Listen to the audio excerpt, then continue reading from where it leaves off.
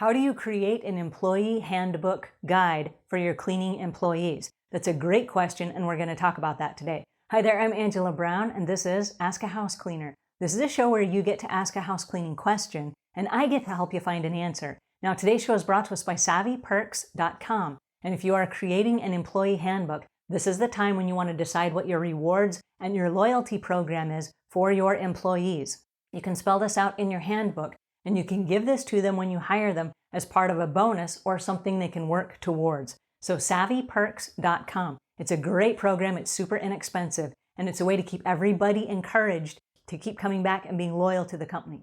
All right, so today's question comes from a house cleaner who has this question. Hi, Angela. My name is Lily. I will be hiring my first employee this week, and I would like to know the easiest way to create an employee handbook and what is all needed inside the employee handbook. Thank you. All right, this is a great question. How do you create an employee handbook guide? Well, there are a variety of different things that you can put in it, and I'm going to knock them out one by one. Now, I could sit down and create an employee handbook for you, but then you would be running my company and not yours. Every company is specific to its own individual owner and where you live and the different things that are going on and the company culture that you create. So I encourage you to create your own employee handbook, but there are some basic things that you want to include. All right, I'm going to cover these, and like I said, knock them out, but if you have any questions, feel free to leave links in the show notes or to ask in. You can write into the show, Angela@askahousecleaner.com. We will do our best to get those answered for you. All right, the very first thing that you want to do is you want to create a mission statement. What does your company believe? Now, in my company, I believe that everyone deserves to live in a clean house. And because I believe that, we jump through hoops to provide that for our customers, okay? That is what I believe, and that is my company culture mission statement. We believe everybody deserves to live in a clean house. What is your mission statement? All right, the next thing that you want to include are your general employment policies. So if you're hiring somebody, what can they expect when they come work for your company? What do you expect from them on the job? And so you'll do a little breakdown of what is involved in the job they are being hired to do. Because if they don't know what is expected of them, it's going to be very hard for them to deliver. All right, what type of training is provided and when do you expect it to be completed? Now, if they don't know that either, how will they know if they've been trained properly? What you want to do is you want to create a specific training program and say it will be created by this day. On this day, you graduate from the training program and you're ready to go out and clean a house by yourself. That way they know, like, hey, I graduated, I'm now certified, or now I'm trained properly to do this job. If they are always kind of wondering, they're going to be inadequate in their cleaning because they're going to be unsure of themselves. So be very specific about that. What are your smoking policies? Do you have smoking or do you have no smoking? And are you allowed to smoke at customers' houses? Or are you allowed so many smoking breaks? What is your smoking policy? What is your drug or no drug policy? Do you allow medical marijuana? Do you allow them to have alcohol in their system if they're not legally drunk? What are your rules? Now, along with the no drug policy, you may also want to include something like if there's an on-the-job injury, they take an immediate drug test, okay? So these are the things that you want to cover in your no drug policy. What are the rules in your company for internet access? Do you provide internet access every day when your employees show up that they can check their email or they can get online and they can look at their schedule for the day? Or what is the policy? Or do you just assume that everyone has internet access on their phone? And are they allowed to use that during work hours? So what is your internet policy? Along with that, what is email? Are they required to have a company email, and are they required to check it so often? You want to make sure that is covered in your employee handbook, because if you're sending out regular emails and work orders and updates and company information and they're not checking it, you got a problem. All right, texting and phone calls. Are texting and phone calls allowed while you're working? And under what circumstances? Are they allowed emergency calls, or are they allowed to chit-chat with one earbud in while they're cleaning? What are your policies? It's different for every company. So what are your policies for phone and text messages on the job? All right, employee records. How do you keep your employee records? And you need to specify this in your employee handbook and say we keep a file on file for every employee, and every time that we have a meeting, you will sign off on the new rules and regulations, and that will go inside your employee file. So they need to know that you keep one, and they need to know what's inside. All right, payroll practices. When do you get paid? How much do you get paid? How much taxes are taken out? Or is this a 1099 or a W-2 situation? Are they an independent contractor? Are they an employee? Now, if this is an employee, this goes in your employee handbook. You're going to make a version of this employee handbook for your independent contractors, and the rules are going to be a little bit different. But you need to specify, how are you getting paid? When do we pay? Do we pay overtime? Do we pay sick days? Do we pay leave days? What are the rules of leave of absence? If you decide you're going to leave for absence, how much notice do you need to give me as the boss so that I can put it in the schedule and find a replacement for you? Okay? So there are a whole bunch of policies that surround that, and you want to cover that in your employee handbook.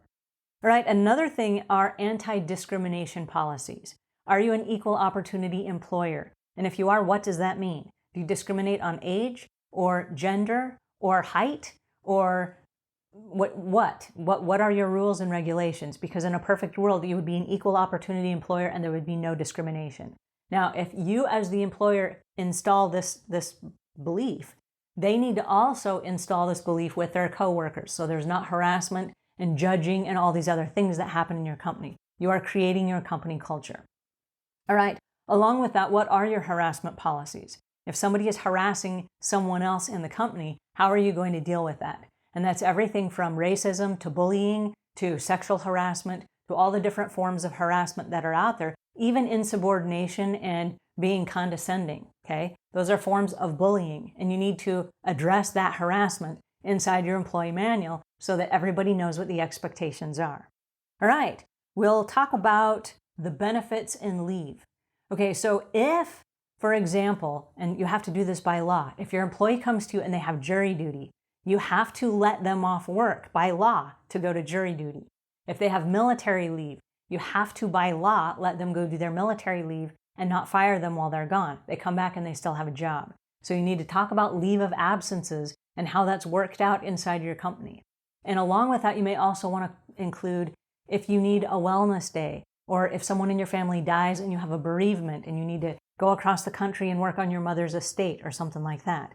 There are things that need to be dealt with in everybody's life, and you should address that in your employee handbook guide. All right, also the dress code. What do you guys wear when you show up?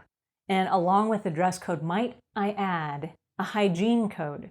And this is going to be, do you shower every day? Do you pull your hair back? Are you allowed makeup or earrings or long fingernails? Or what is the policy for your particular company? I know some companies are very strict because the image that they represent is part of the company brand. So when you get a job at this company, you are part of the brand and you have to fall in line with the rules and regulations. All right, employee discipline. If you break the rules, what happens? It needs to be specified. It needs to be spelled out. There needs to be some form of employee discipline, and it can be a write-up system. It can be a point system, however you want to do it. But there needs to be some form of discipline because otherwise your employees will run amok with your company, and then you're left holding the bag saying, hey, I've lost control, right? All right, social media policies. Are your employees allowed to go on social media and talk about your company? Are they allowed to post before and after pictures of a client's house? If a customer leaves a rating and review, and it may not be a favorable one, are they allowed to comment on that? Are they allowed to blast a customer on social media? Are they allowed to say negative things about your business on social media? What are your social media policies? Now, this is a new amendment to a lot of people's employee handbook guides, but it needs to be there so that if somebody causes a mess, then your employee can say no comment and just literally say, I'm not allowed to comment on this particular situation. If you have a problem, you can take it up with my boss. Here's the name of my boss. Here's the phone number. Please resolve it that way and do not get involved. That needs to be spelled out inside your employee handbook. All right, if you have to leave, like you're going to go on vacation or something, there should be forms inside your employee handbook for them to fill out a vacation request form. And so they should turn that in, whatever the policy says, however many days or weeks in advance, so that you can find replacements for the houses that this person normally cleans. Along with the request forms, there need to also be other forms that are available to them, like on-the-job injury forms. So if they are injured on the job, they can immediately fill out an on-the-job injury form that they will take to the doctors, get the doctor to sign it, and for you to turn into your attorney when you go through a disability claim or a workers' compensation claim. That needs to be filled out immediately. So you should have those forms readily available. And then also you should have complaint forms. There are employees that don't like to verbally address their concerns, but they will write it out on a piece of paper and they can turn that in, and you should have some sort of anonymous place where they can turn this in so that you can read them as the owner and say, oh, I've got 4 employees and one of them is disgruntled about this. Okay, in our next meeting, let's cover that. One of the things that you want to talk about in your employee handbook guide is, when are your meetings? Do you have regular meetings? Do you have regular evaluations? And let them know up front so that that is expected and they can prepare for those. If they didn't know that there's a meeting Tuesday night after work, they might have their kid's soccer game and they might not show up. And so if they are expected to be there every Tuesday, it's got to be in the employee handbook guide. Now, another note that I might recommend, whether you have employees or independent contractors, because you'll have 2 separate versions of this book.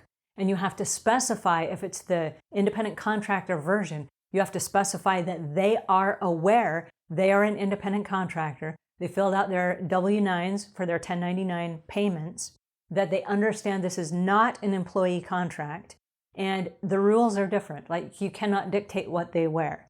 You can suggest hygiene and things like that, but you can't dictate what they wear. You can't dictate the car that they drive. There's a bunch of stuff you can't dictate, so it has to be different from the employee handbook guide that you create for employees.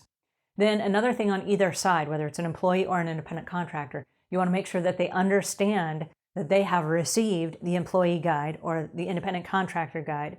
They have read it, that they agree to the rules, and then that they sign a form that says, I received it, I read it, I understand it, I will abide by these rules. And then a copy of that goes inside their personnel files. All right, so that is how you create an employee handbook guide. If you need help creating one, we do have the power to create one as templates that you can just buy from us and then fill in the blanks. If that would be easier for you, leave links in the show notes below. It is not something we've created, but we certainly could put something like that together for you, just as a guide, and then you could tweak it and make it your own. We could even make it available online, so you just fill out the information and then hit print, and then it goes inside a notebook. So it doesn't have to be fancy, but it does have to be legal, because it's one of the things that keeps your company, everybody playing on the same page. So an employee handbook guide. If you don't have one, I recommend that you create one. And if you're just starting your business and you're kind of slow, right now is the perfect time to create one. Before you get really busy and you're forced to hurry and hire people and you don't have time to sit down and create one, now is the time to sit down and think through all of those different elements in your head and put the pieces together so that when you do hire somebody and your company is expanding, you can go, boom, here you go. All right, that's it for today. Until we meet again, leave the world a cleaner place than when you found it.